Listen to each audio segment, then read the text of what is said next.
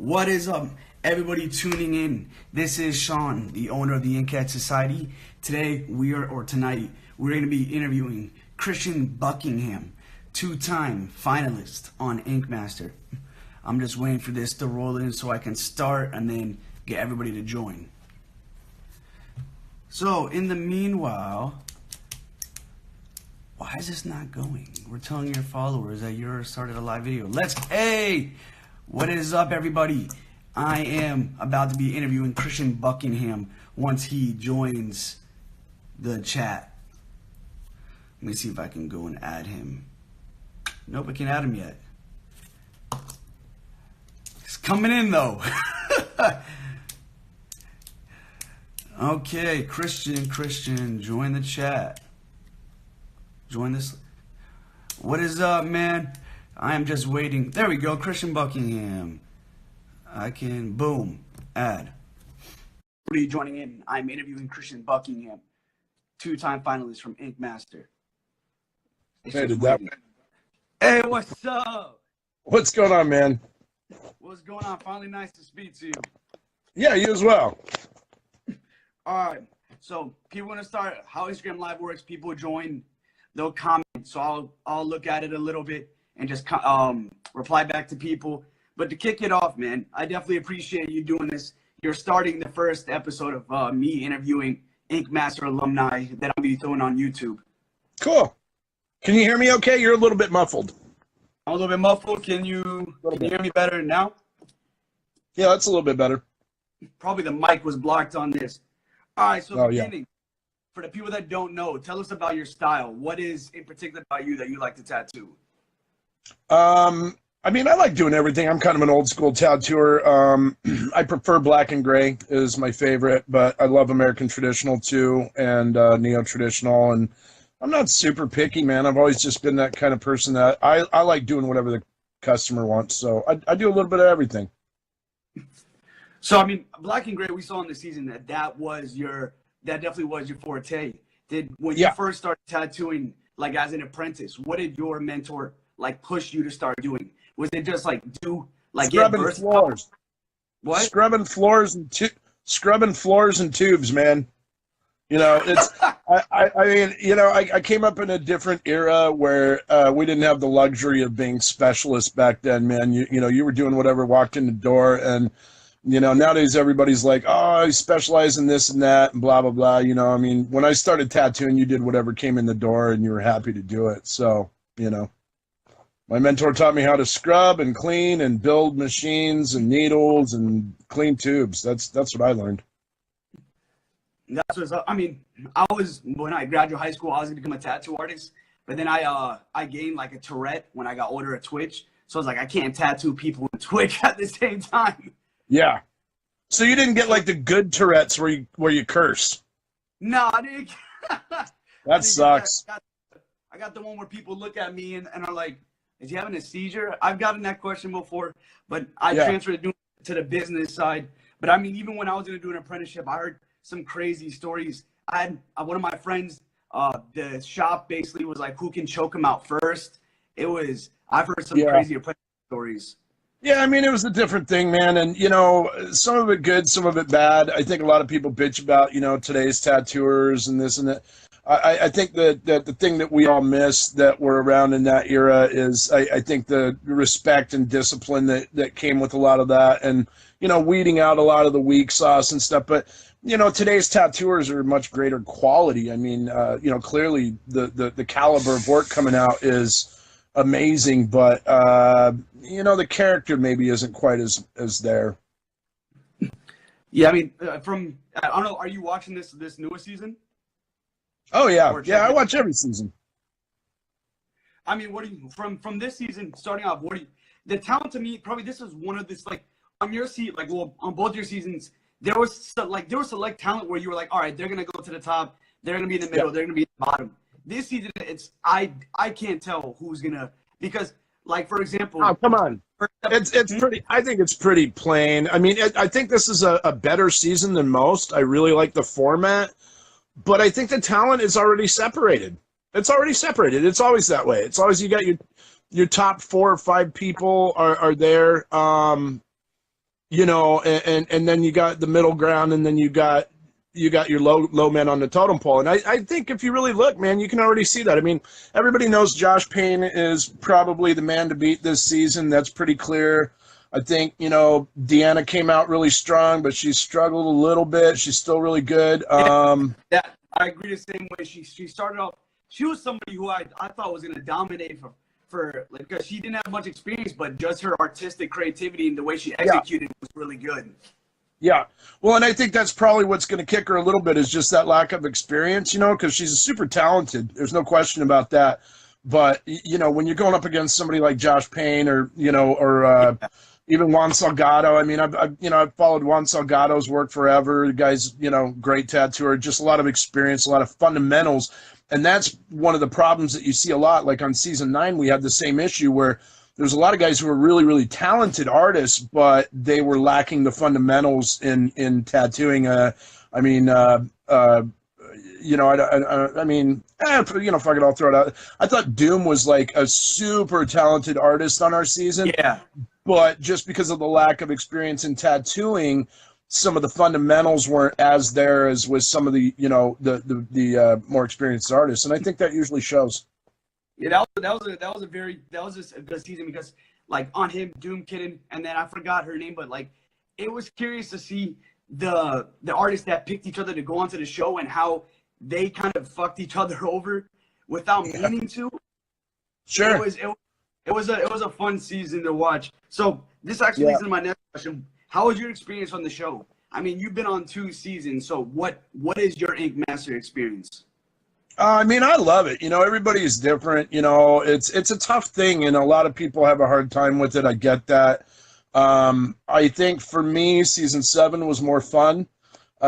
Maybe just because it was a newer experience, but I think I had closer friendships with a lot of the guys on 7. I liked 9, but I came in mid-season, and I think being with a partner is tough. It's the same thing they did on 7, though. You know, we had both seasons I've been on had the same format. You know, where it was people coming in throughout the whole thing, and you know, yeah, I liked it better the first time. So funny that you mentioned that because a big thing you always talked about was like playing the game, which getting into people's head and not letting people to get into your head. Do you think that there was any advantage or disadvantage from like knowing how to play the game? Because sometimes people knew it and they were like putting a target on your back, but yet again, it was like I saw there was like a pro and a con to playing the game in like the way you did it. Yeah.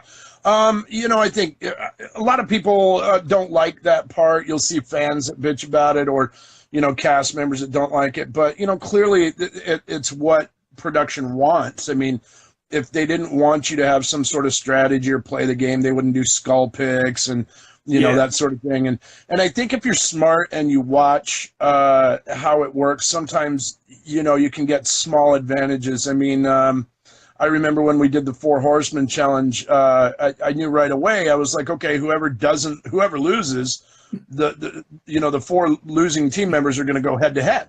That was a no-brainer to me, but nobody seemed to pick that up. And I'm like, well, if you pay attention to the competition and how they run it, sometimes you can get a little bit of an advantage.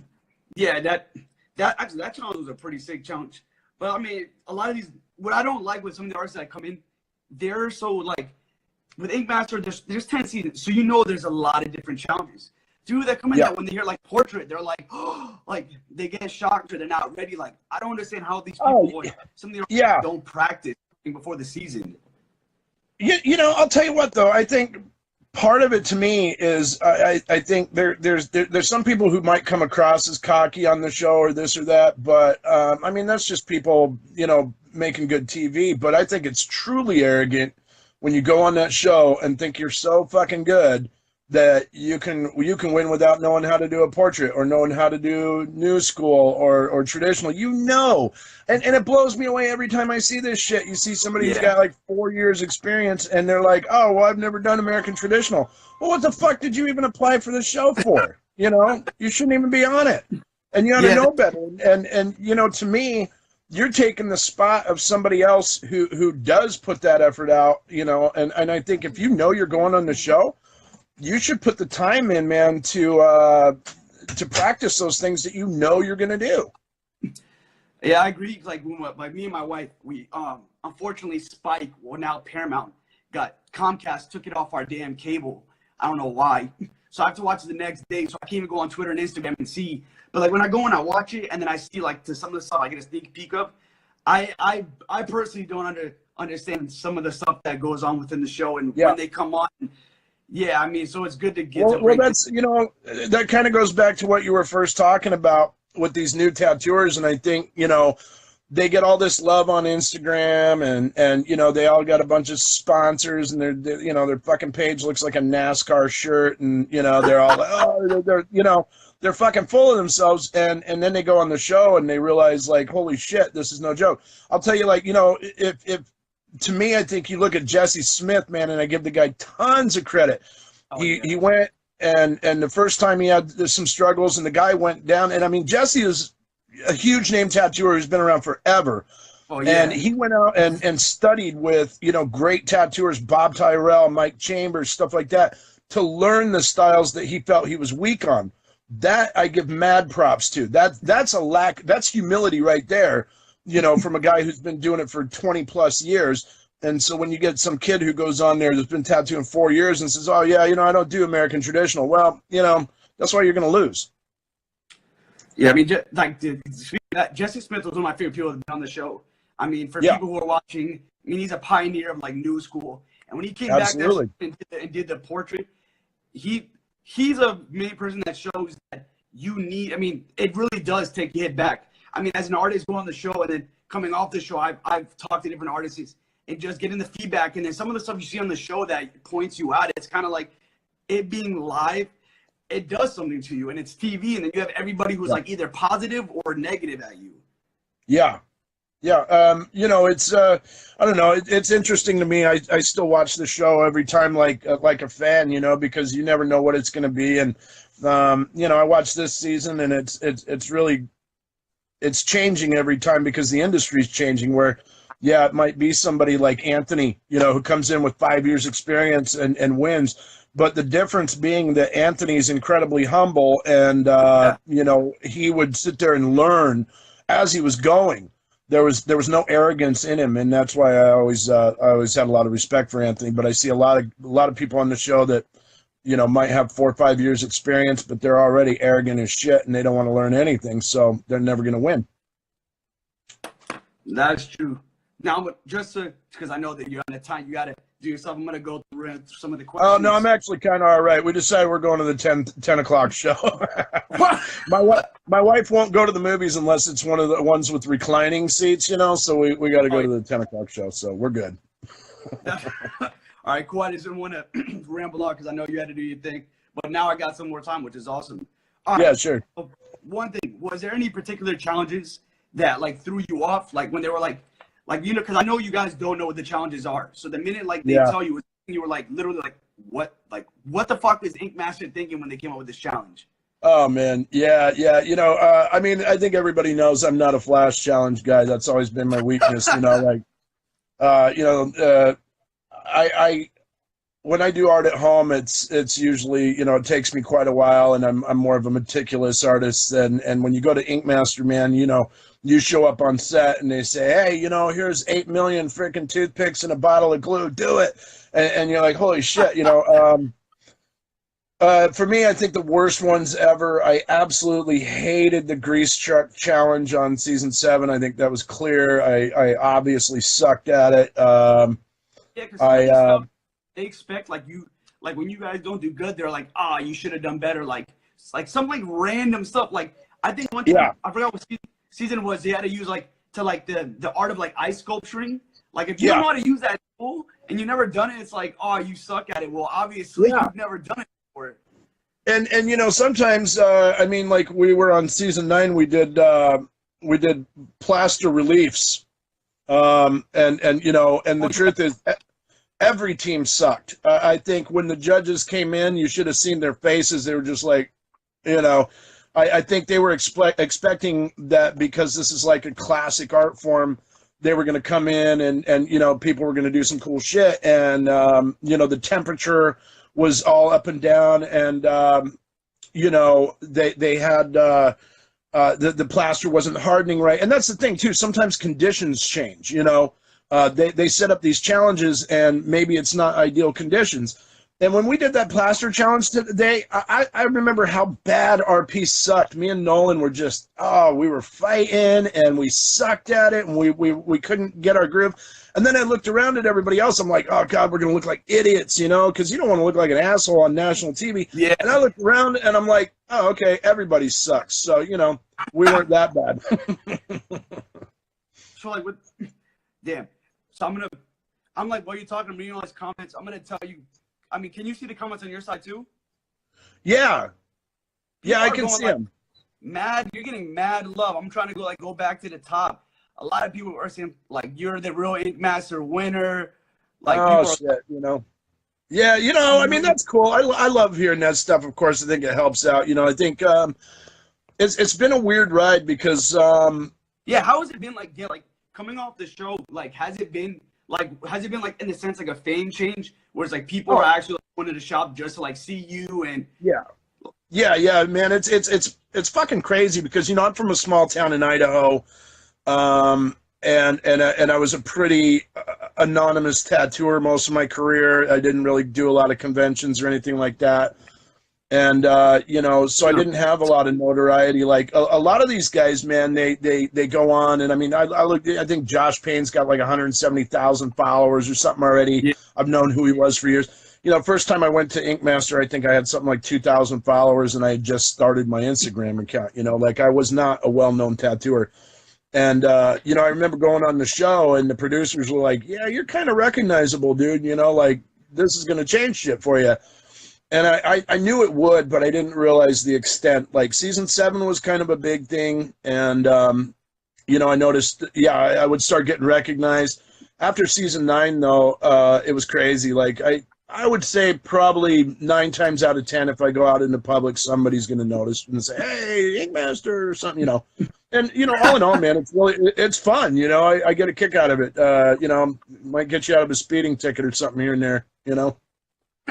Yeah, I mean, I know it's in New York. I've always wanted to be like one of the candidates, like to get tattooed. I don't know if they'll let me because I have a Twitch, but I think that'd be super interesting for the show because like, damn, this guy's a Twitch tattoo. Yeah. And then, hey, they like that. They like to trip us up, you know. Because I mean, I have my full chest.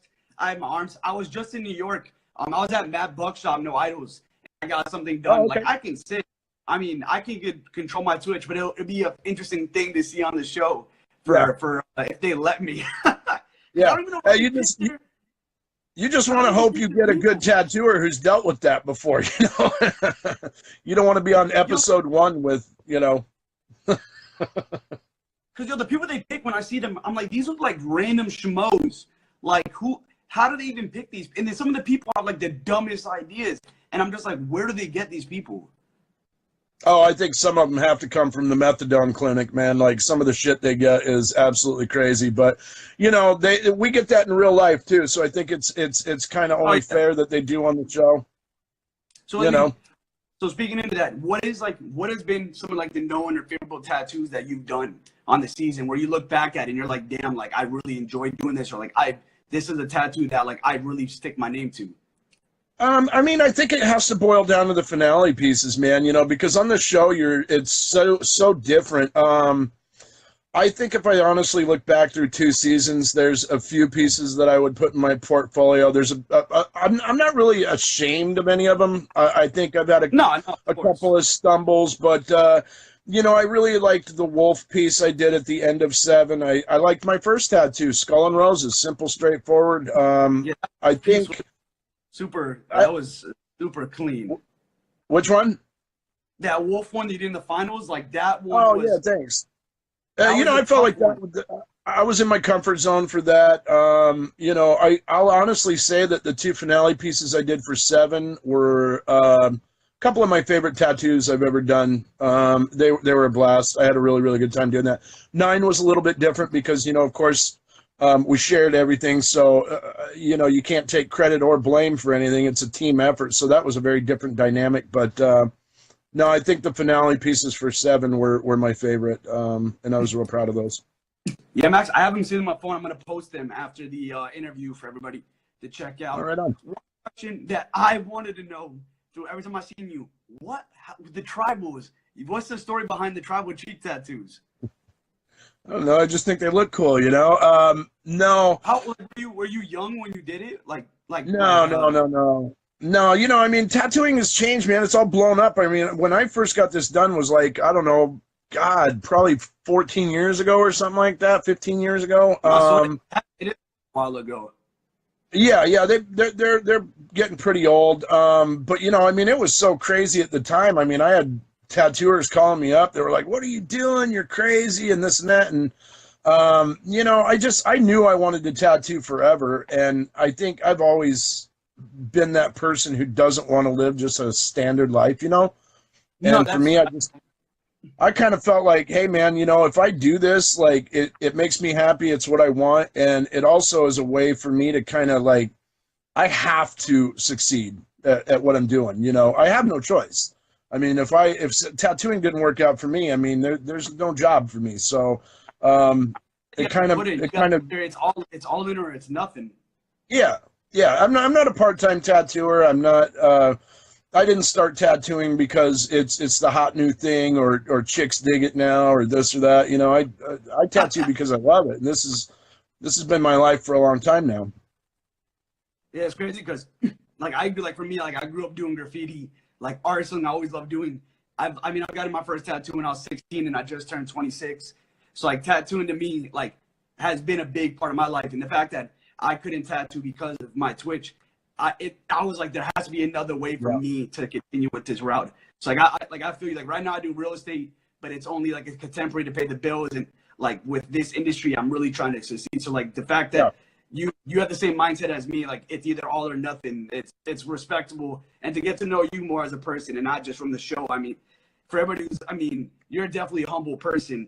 And I know the show does a lot of like cuts and bits, and it literally brings out the worst moments from like the whole like recording.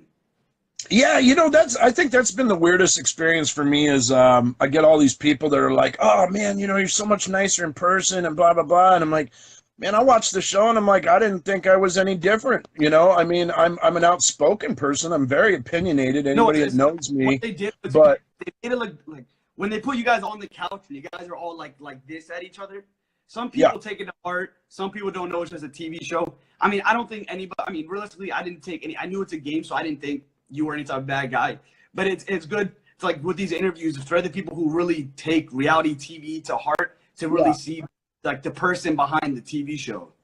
Yeah, I think they get the unedited version, but I don't blame editing. I'll say that is I've gone and told people I never said or did anything on that show that I didn't mean. And, people can take what they want from that. And I don't apologize. And the truth is, I think a lot of people want to be loved by the public. Well, I didn't tattoo my face and become a tattooer because I give a shit what the public fucking thinks. So, at the end of the day, if there's a small percentage of the public that likes me, that's great. That's all I need. I mean, there's 3 million viewers on that show, and if only a small percentage ever want to get tattooed by me, I'm cool with that. I'm not out to make the public love me. Yeah, I mean, I don't like most people, so and I've never, had any bones about that, man. I'm not a big fan of most people, so I don't really expect them to be fans of me, And the ones that are, it's weird because I either get people that are like, "Oh, you're the biggest asshole ever," or people that are like, "Hey, man, I like that you just, spoke the truth and said what was on your mind." And I'm like, "All right, cool." Like that season, like people didn't understand, like you were being real, and it just threw them off. Like he's really speaking what he's thinking, because a lot of people will filter it or be too afraid to say something. And that's a lot of people are like that. That's what I like the most. That you were just straight up and real about it. You're like, I don't understand why everybody's acting all like buddy. Someone's here to win. And at the end of the day, your buddy's gonna kick you off. Yeah, but that's the world we live in, and the tattoo industry is the same. I mean, it's just people are not. They're fucking fake, and a lot of tattooers are in this little. Convention click kind of bullshit. They it's all about how many fucking Instagram likes you have and this and that. And don't get me wrong, of course we all like that. We want to succeed, but that's not even close to the top of my priority list. If I post a picture and it gets a bunch of likes or something, that's great. But if it doesn't and I'm happy with it, well, then fuck it. I don't care. And I could care less who you know. And I'm so sick of hearing that shit in this industry of, who you know, who you worked with, who your sponsors are, blah, blah, blah. Who gives a fuck? And it seems like that's the priority for a lot of tattooers now. I mean, Inkmaster's kind of done that. They kind of, they idolize. They've gotten. I don't know how to explain. They famous. I don't know how to use the word famous, but they made the tattoo artist more like known, and being on Inkmaster causing that fame. It's becoming like a sport. Like LeBron. Yeah. He's Nike. He's Coca-Cola. Absolutely. So if you go on the show for 3 episodes and then Quadrant or Inked magazine or someone hits you up, or a clothing company, a lot of people I think go on for publicity than really trying to showcase. And I mean, you could tell when you watch it. It turned tattooers into a bunch of fucking rock stars, which don't get me wrong. I'm in it for the same reasons as everybody else. Of course, I want to succeed. I want exposure, this and that. But I don't think it has to change who you are, and I don't think it has to change your level of humility. I think you can still be a famous tattooer, and successful, and still be humble, and know that no matter how good you are, there's always somebody better out there. Yeah. So anybody, for all the people that are listening, because a lot of tattooers, take the advice he's saying, because I've met. I mean, I live in Fort Lauderdale. I mean, Miami, there's a lot of cocky tattoo artists in Miami.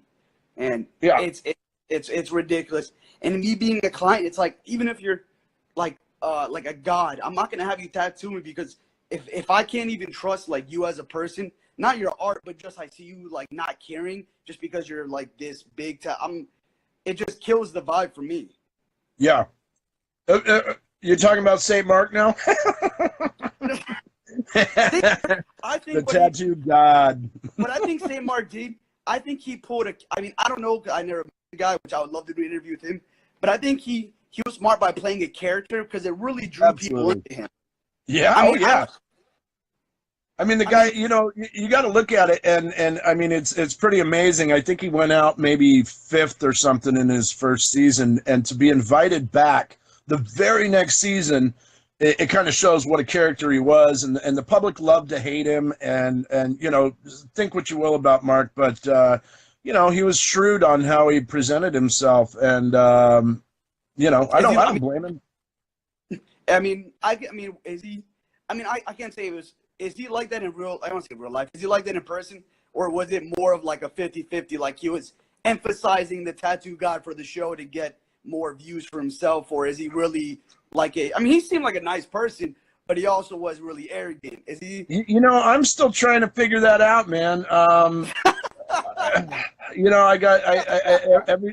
Me and Mark go back and forth, where sometimes I love the guy and I'll sit down and have a drink with him, and he's all right, and, good to hang out with, and then he'll do some shit where I'm like, God damn, but here's the thing that I think people got to remember is I heard that there's something like 10,000 artists a year apply to get on that show, and we go through 10,000? Psychological. Yeah. Oh yeah. Everybody wants to be. I probably had 20 artists this season that approached me and said, "Hey, can you get me on this?" I'm like, I can't get you on the show, but they pick us for extreme personalities, and so I think, is Mark like that? Of course, we're all a little bit like what you see on TV, but that's not the entirety of who we are. Yeah.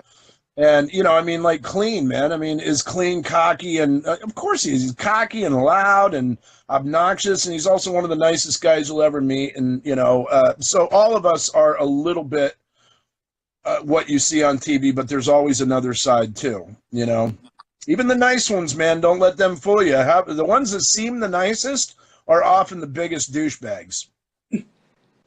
That's what sucks about that. Like when they so the ending with the show, that's why I take it like a glass half full.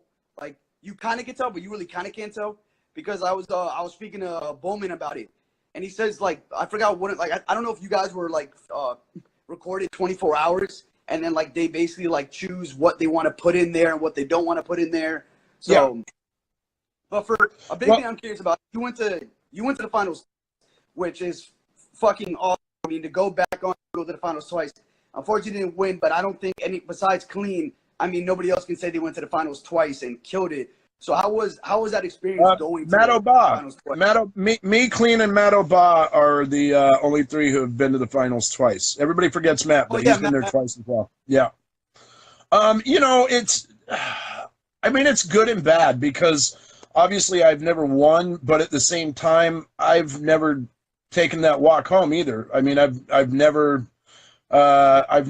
been sent home. So that feels good. And I think at the end of the day, what you really want to do, if you really want to showcase your art, is make it to the finale so you can show the big pieces. And I've gotten to do that twice. I mean, I've gotten to do 4 giant tattoos on Inkmaster, and I feel great about that. 7 was a hard loss for me because, even though Anthony's a good friend, I still legitimately think that I should have won that. I had all the judges' votes. 9, I didn't have a problem, though. I mean, I think it was a good win, a clean win. I think Old Town had the best tattoos of the day, and I don't mind losing to a superior tattoo. Doesn't mean I didn't like what we did, but I think they took it a step farther, and I think they deserved the win. So I didn't have a big problem with that. Season 7, that one between you and Ant, it was kind of, it sucked and good at the same time. It sucked because you couldn't tell who was going to win, but it kind of enhanced the show because it showed people that experience doesn't meet talent. Talent can meet experience. Oh, yeah, absolutely, man. And Anthony has the skill set. He's got the technical skills, and if there's something he doesn't know, he'll learn it overnight. Because, again, he's got the humility to continue to learn. And I think the people who succeed on the show, that's really the deciding factor sometimes, is whether or not they can put their ego aside and actually learn something, because it does. It challenges you to go farther than you've ever gone before. I mean, at home, we're all very comfortable and we know what we're doing, but you go out there and, I mean, they ask you to do shit that nobody has to do, so you've got to step up and you got to be able to learn fast, and you have to be a little bit humble to do that. Yeah, that from watching the season and seeing you guys progress and what's come at you, I didn't even realize the pressure, the real pressure. I did finding out from Tom that it really is 6 hours. You guys get barely any sleep. You guys can't watch TV. They block up the windows. It's an atmosphere that not many people know. And it really does. A lot of great artists have fallen under the show, and from now divulging with other artists and really understanding why, it's crazy what they put you guys through. Oh, and I wish the fans and the viewers got to see that, because they don't. I mean, you see, if you could put together a dream team of tattooers who never made it mid-season. I mean, look at Carlos Rojas. That guy was one of my idols from the beginning, man. World-class tattooer.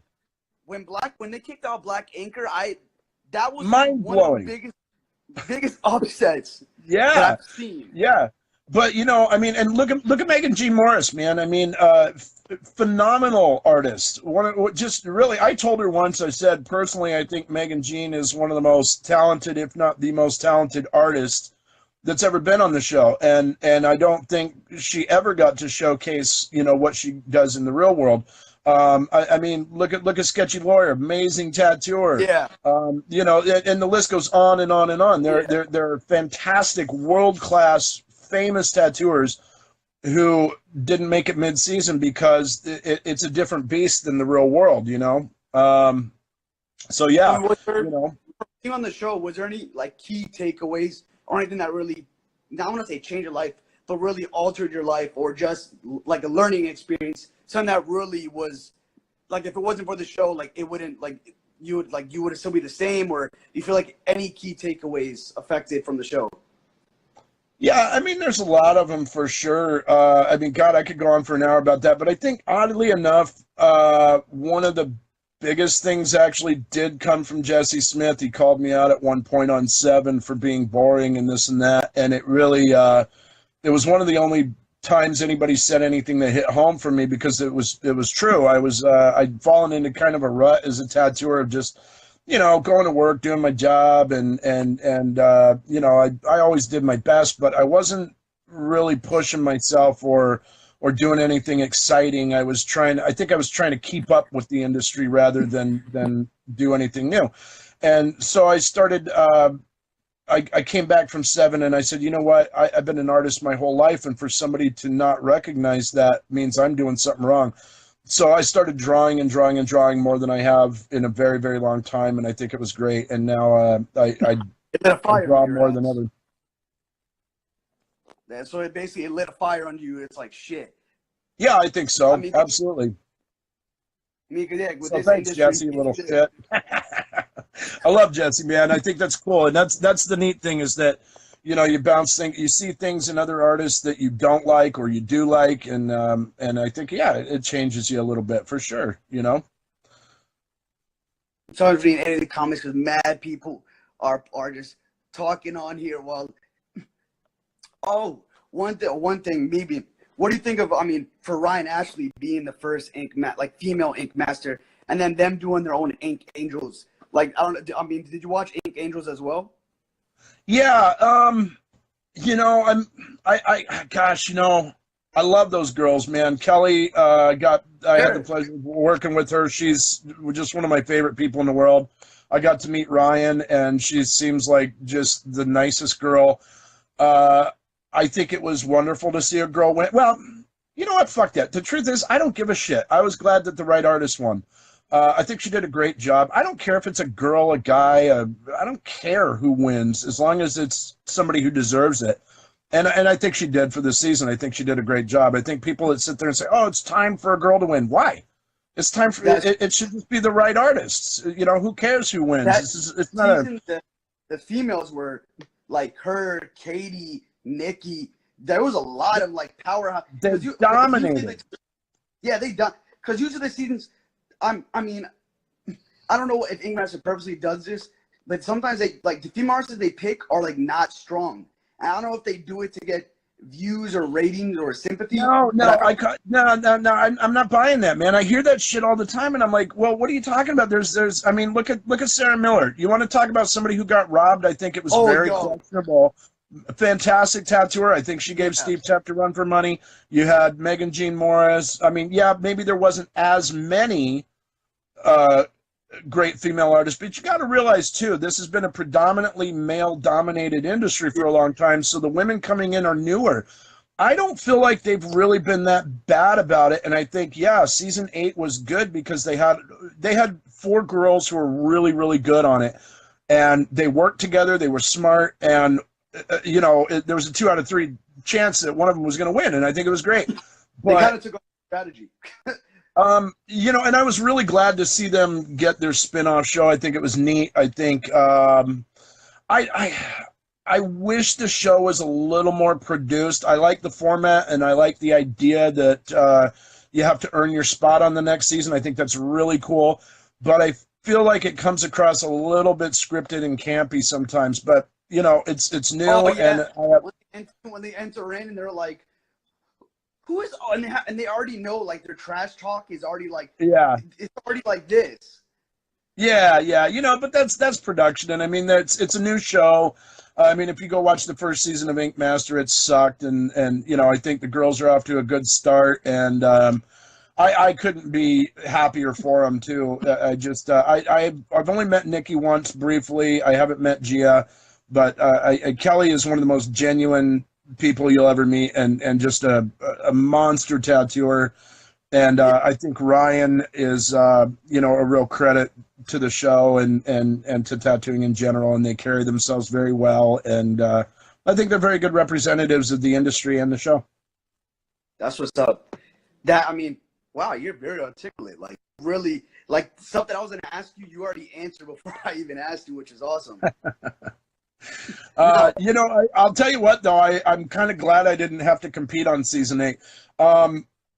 There was a lot of talent and smart ones. I remember we did season 9 and they were doing returning vets, and I was like, oh, geez. And we kind of started trying to figure out who could they bring back. And I will say this, the one person I was so glad they didn't bring back was Gian, because that little bugger is ridiculously talented, and he's so good at flash challenges and stuff. I was like, oh God, don't bring this guy back. He's gonna kill it. Like, what a beast he is too. So it was a tough season. Yeah, that season when it was Gian Kelly and Ryan, personally I didn't know who was like that was the season where I could not predict the winner because every single one of them was a beast in their own way. Yeah. Yeah, Gian's just clever though. He's very smart with his art and how he approaches stuff. Like he's like this little sneaky, like he just like from she was on the when she was like trying to remember from all the seasons when she was saying that like he just would come up and like a silent like a ninja, like you would not even know. Yeah. I mean, they would try and trip him up with a bad skull pick, and the guy would end up just destroying it. I mean, I think he's a brilliant tattooer, and I had the pleasure of hanging out with him in Wildwood, New Jersey, and he's exactly like you would think. He's just a pleasure to be around. A really really cool kid, and definitely hope they bring him back one day. I think he deserves another shot one day.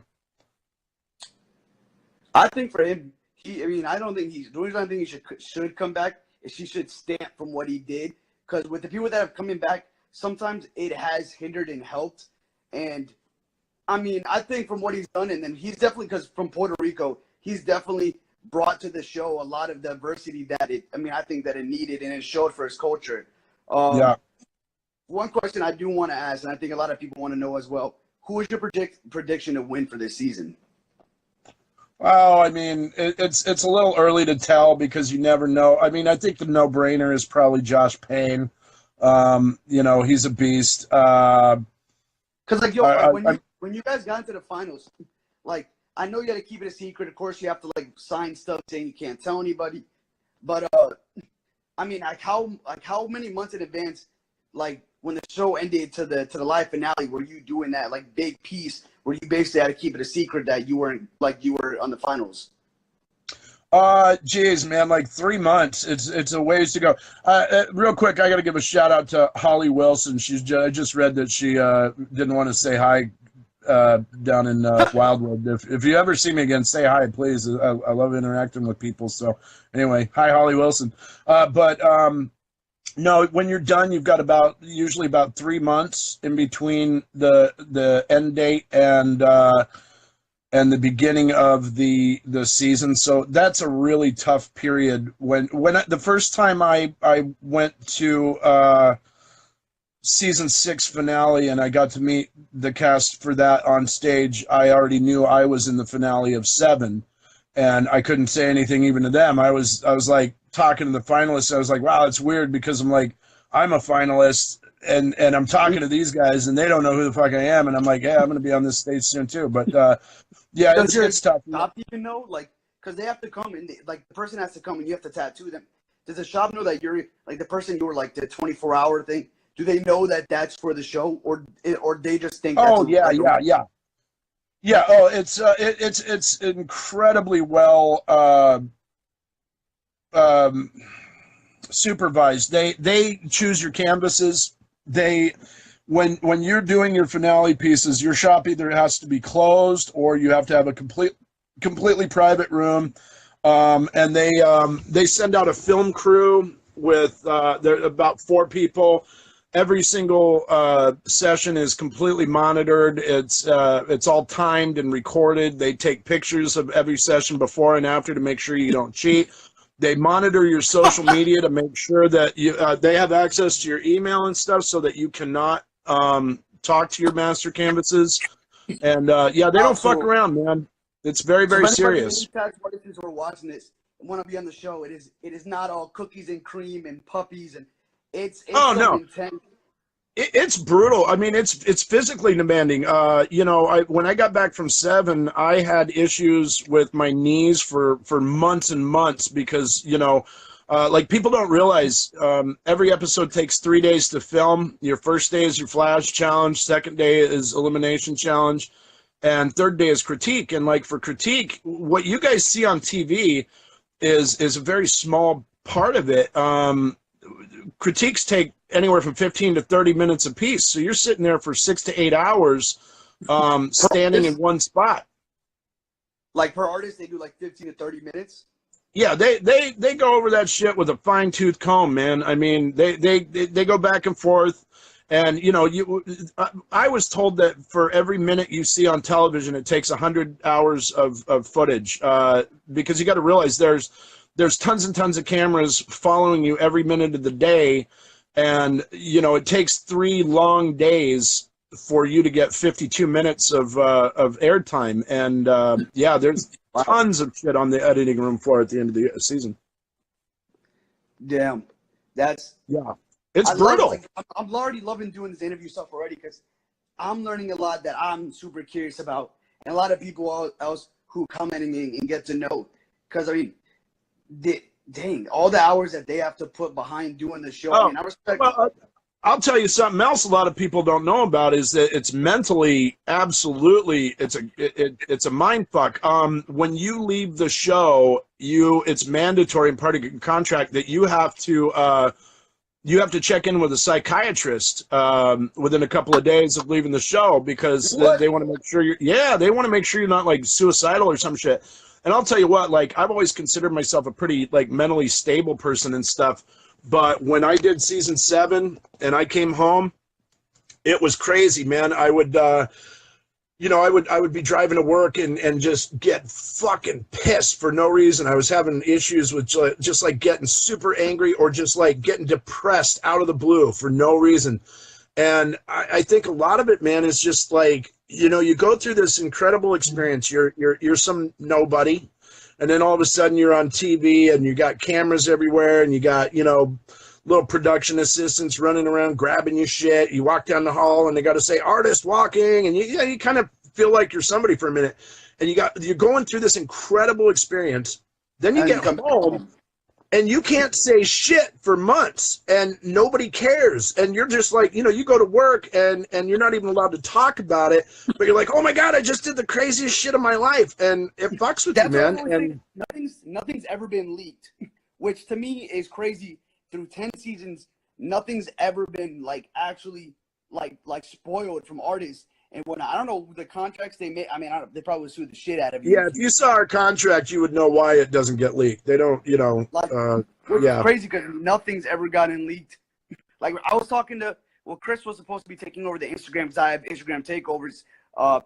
And when I was speaking to him the night he like got eliminated, it is just like damn. Like I was just speaking to him when I just saw him get eliminated, and it's crazy that he couldn't even say like he didn't even mention anything at all while we were speaking. Yeah. And then afterwards, I'm like shit. He just like, so, man, Inkmaster. Yeah. Well, and I mean, some stuff gets out. You know, we've got a kind of a tight circle of people that. I mean, you can't just not go back to your shop or to your family and say nothing. Yeah. But I mean, it's good that the people you do tell or any of the artists tell. I mean, nothing's like, for example, like Tyler Nolan from A Master's Apprentice. He was my tattoo artist for my back, and I remember he was telling me he was supposed to do season 5, and then he redid the next season. I mean, he didn't say anything, but it's just like, this was, I believe, before even the season came out. But I mean, I mean, speaking to your clients and whatnot, it does come out just because you're excited about it. Sure. But I think some people are gonna. Yeah, some people are going to figure it out when you have to reschedule 3 months worth of appointments and you have no reason. I actually, at one point, I had to tell one of my clients I was in rehab because, yeah, you know, and I'm like, I couldn't believe he actually bought it, you know, because I don't do drugs or anything, but I couldn't figure out how to get rid of the guy because he was this dude who would follow me all around. I tattooed him in multiple states and he kept calling the shop trying to find out where I was, and they were like, oh, he's on the East Coast. And he's like, yeah, cool, I'll go over there, you know, I'll fly out. Where's he at? And they're like, oh, he's at a convention. Oh, well, yeah, which one? So they call me up, and they said, well, what do you want to do? This guy says he'll fucking fly anywhere. And I'm like, ah, shit, yeah, this guy flew to, you know, Hawaii and shit. And so I finally hit him up. You got one of those super fans. Yeah, you know, and so I told him, I said, man, I'm in rehab, bro, and blah, blah. He's like, oh, okay, you know, shit. And I'll come to rehab and get that in. Yeah, and I got out, and I'm like, really, man? I'm like, you thought I was in fucking rehab? I'm like, I was on Inkmaster, dumbass. I bet he was like, damn, which rehab? Maybe I can get like a session with him. Yeah, right. Like he's gonna break in and get tattooed or something. But no, it's yeah, you do your best to keep it quiet. You're gonna have family and friends. It's just they don't want to get known on social media or something. And there are small leaks sometimes, but yeah, man, like you don't ever want to let go of who's in the finale or any shit like that. I think they would ruin you. They'd sue the shit out of you, and rightfully so. So for everybody who's watching, is there any? Because I have people asking, oh, are you visiting here? Are you going there? What are the next conventions that you're going to be going to for people who are not in Florida? Well, I'm doing the Philadelphia convention here in a couple of weeks. I'm all booked up for that, unfortunately. I'm stoked because me and Matt Oba, Saturday in Philadelphia, are actually doing a collaboration piece on a couple. One of them actually was tattooed on season 9, and they're fantastic. Yeah, great couple. Super excited about that. So Matt and I are actually doing a collaboration where we're both going to work on both clients, and I think it's going to be great. Then after this, I'm in Palm Coast, Florida right now for the next 3 weeks, and then we've been here for a little bit, kind of holding down the fort for winter, but now we're about to head north. I'm going to do Atlanta for about three weeks at Black Owl Tattoo. Super stoked about that. And then I'm going to Richmond. I'm going to Jesse Smith's shop. I'm going to Loose Screw, and I'm super stoked about that. I'm going to get a Jesse Smith tattoo, so I'm all excited about that. Something with googly eyes for sure. Then I'm going to Halo's shop, Black Lotus, up in Baltimore, and I'm real happy about that as well. Maybe a stop in New Jersey. And then I've got, we're actually heading to Canada, which I see a couple of people mentioning. So, yeah, I'm real excited, man.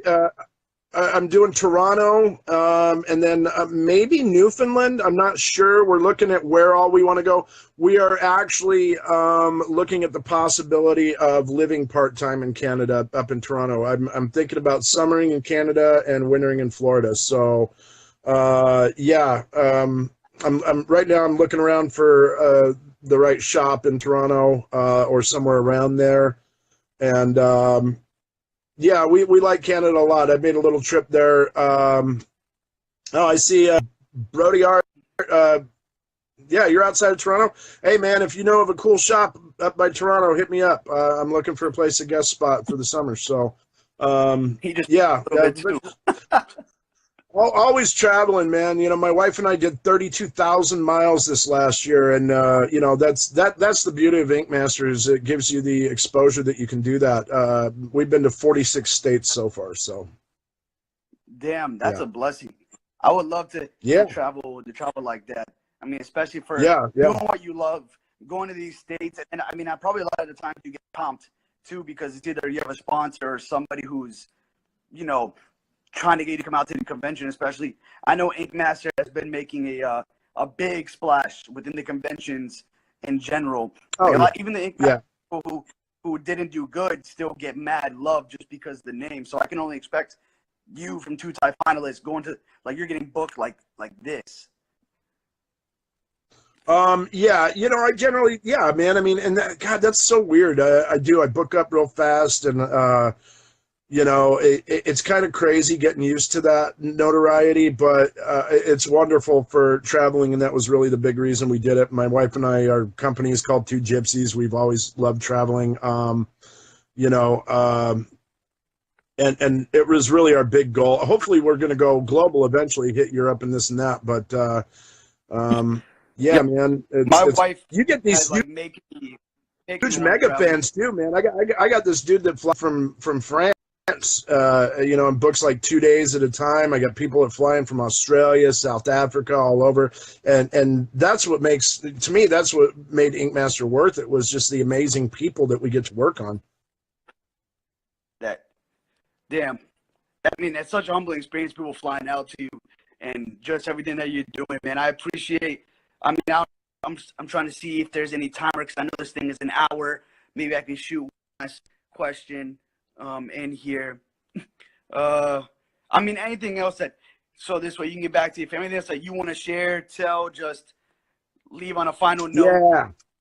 Yeah, I'll tell you what. I'm trying to push Spike. I still got a little score to settle with Inkmaster. Me and Clean have had this thing going on, this little rivalry, and I've been pushing him. I want to do a special or something like that. I called him out on social media. He accepted on at the finale for season 9, and so I'm asking everybody, go out there, tag Inkmaster. If you guys ever want to see me and Clean go head to head, I want to see him do a special or something. It has to end. I feel like me and Clean are just the two big kids on the block that got to duke it out one day. It's got to happen. So that special would get ton. And for people who are doing it, get me to be one of the canvases. I would love to be tattooed by either of you guys. And especially that, because I would be an instigator. I'd be like, yo, you just fucking hear what he told you. Yeah, man. Hey, I've been talking mad shit, trying to get it going, man. And then the network listens to fans, man. That's the thing, is that the more the fans go on Twitter, especially, or Twitter, I think is really the one they listen to the most. But the more people go on and they tag Spike and demand it and stuff, because I know that they've already listened. They've responded to some. Oh yeah, Paramount, right? Or just Inkmaster, Yeah, man. Oh wait, here's a cool question. Do you guys cook yourselves or do they feed you? I'll answer that real fast. Everything is catered on the show, and free catering. Yeah, it is, and it's pretty decent. And then they have 2 kitchens that you can cook yourself. So, but yeah. So everybody, Inkmaster, go to Inkmaster, Twitter, Instagram, Facebook. Say you want a Christian Clean battle, and it's not going to be clean. I mean, clean as in dirty. I can't say anything. Oh yeah. I think it'd be a lot of fun. I want to see that. That would be a seriously sick thing if they give you guys. I mean, I wonder how to do it though, because they've done Christmas specials and stuff. So they should do a Christian Clean special. Yeah, sure. That'd be a good one. Yeah, no bullshit, no teams, no this or that. I don't want me and Nolan against him and Aaron, because everybody wanted to see that on 9, which was great. But it was like, no, I want to go head to head with the guy eventually. I think it's been fun. He's really fun to compete with. I like Clean a lot, but I got to knock him down a peg here. He owes me $100,000 as far as I'm concerned. Damn. All right, so I got to get clean on this. I got to get clean on this interview stuff, because we got to get his side of it. So already recorded Clean. Christian saying you owe him $100,000. That's a hefty debt to owe somebody. So he's got. I mean, I'm the same way. If I with my friends and anything, if I lose, I'm like, oh, I lost because I wasn't really trying. Yeah. Well, here's the thing that was really hard for me to deal with. Like I said, when I lost on season 9, I didn't have any problem with that, because I felt like it was the better tattoos that won. Yeah. Season 7, though, I mean, I don't know. A lot of people didn't see. They actually did a whole separate episode. Did you ever see the decision episode? No, they made a decision episode? Yeah, man, it was crazy. There was such a backlash about season 7, because I was the first person ever to get the judges' unanimous vote for a win. And Oliver even said so live. He said that, and so Spike called us, and they flew me, Anthony, and Clean back, along with 5 of the jury members, and did an episode called The Decision, and it played right before the premiere of season 8. I got to see real quick. We got 2 minutes left on the top before. Okay. And that was where they basically said that all 3 judges had picked me for the win. So ever since then, I'm like, man, that was a tough pill to swallow. Clean owes me 100 G's, and I want my money. All right, guys, you heard it here first. We're gonna get that Clean Christian battle. Christian, man, thank you so much for being my first guest on the Tat Talk Live. It was a pleasure. Anytime, man. I definitely appreciate everything. I hope you come down to South Florida. I'd love to get work done by you. Guys, please follow Christian. I'm going to make sure I post him on my Instagram tonight. Tag, follow. Thank you guys again. We got a minute left just to ramble on. Christian, what is your tags just so they can follow you? Hashtag Christian Nation, and then all my other stuff is just under my name, because I'm not that creative. Guys, you already know, at the Inkhead Society. And hey, one more thing. Shameless self-promotion. For everybody that sees me vaping, I have my own juice line. It's at www.buckinghameliquid.com. And if you want to see, I'm running a crazy special where I'm giving a free tattoo away, flying somebody to Baltimore, taking them on a helicopter ride, tattooing them all day, and you can buy a raffle ticket on our website. Go check it out. Go check it out, guys. And boxer briefs. Go check out the podcast, www.thetattalk.com, at Sean Blake RE. Thank you again. We got like 14 seconds. I'm just trying to kill as much of that is. And yeah, peace out, man. Enjoy your movie. What movie? Or actually, you just enjoy your movie.